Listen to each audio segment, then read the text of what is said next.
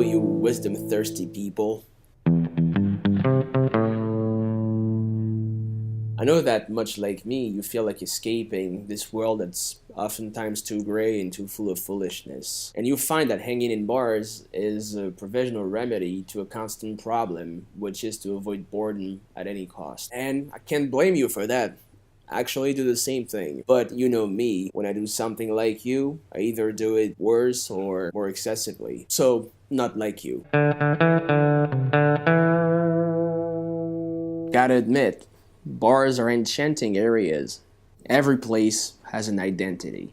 Whether it be classy or dirty doesn't quite matter. You enter the doors and you're immediately in a different world. A world where the exterior world and the virtual world stop existing, usually for the best. Because whatever the atmosphere of the bar may be, whether it be a pub, a wine bar, an oyster bar, a dive bar, a skank bar, you're a little bit less inside reality. And you'll be taken off even more with what follows. A lone wolf, you sit amongst people you don't know and you order your first drink. This one takes a while to be effective, but once it starts kicking in, this is when the great escape starts emerging. You're in your thoughts, you observe the decoration, your bar neighbors, the barmaid. Very important, the barmaid, because she's the pilot. Soon after that, cosmic conversations with fellow passengers ensue. They're also escaping from reality, as if everybody was headed towards the moon, as if one shared drink was having us reach Mach 2 speed. I handle beer joyously, wine philosophically, and gin rebelliously, so when I mix them three,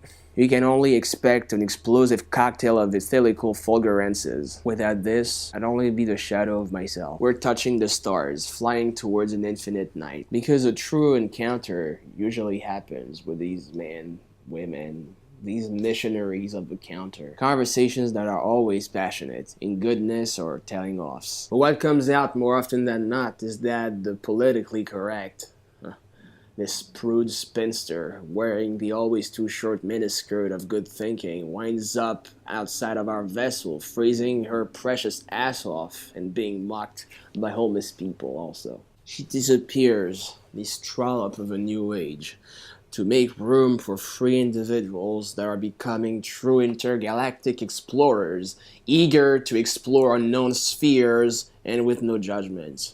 Unless you're dealing with someone who's really stupid.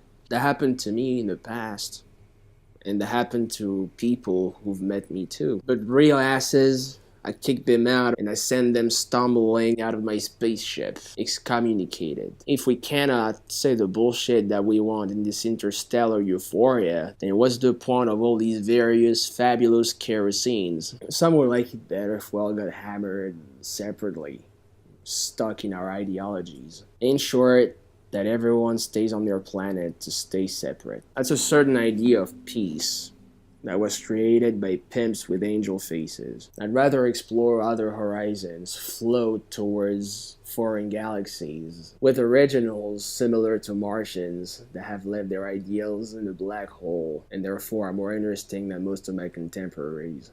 At the turn of this experience, I always feel that I have learned something, that I have grown from this interaction with these bar astronauts. Yet, coming out of that rocket that's become a bar again, everybody leaves two separate skies with a sort of indifference already. Doesn't matter. There's been an adventure, an escape, and that's all that counts. We're coming back to life now.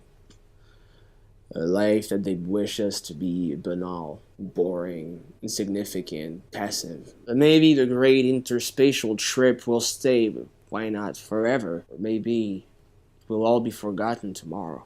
Stepping on the sidewalk as we're singing space-transcending anthems, Miss PC is awaiting us with cursing words directed directly at us, and which are far from being correct. Then we'll all throw up to show her our universal contempt.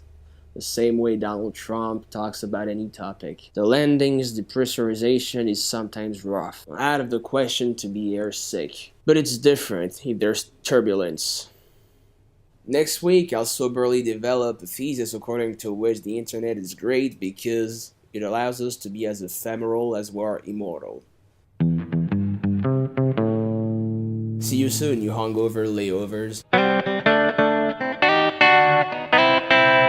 No! Come on.